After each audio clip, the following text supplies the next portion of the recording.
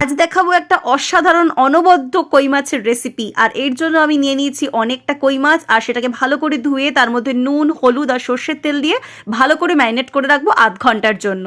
এরপর খানিকটা আটা দিয়ে ভালো করে মাখিয়ে কড়াইতে সর্ষের তেল দিয়ে অল্প নুন দিয়ে সমস্ত কই মাছগুলোকে এপিট ওপিট করে ভেজে নেব। কই মাছ বেশি ভাজলে কিন্তু স্বাদ নষ্ট হয়ে যাবে। গুলো ভাজা হয়ে গেছে। এবার একটা মিক্সিং জারে আমি নিয়ে নিয়েছি একটা কুচনো পেঁয়াজ, কিছু কাঁচা লঙ্কা আর সঙ্গে নিয়ে নিয়েছি একটা টমেটো কুচি। ভালো করে একটা মিক্সিতে পেস্ট করে নেব।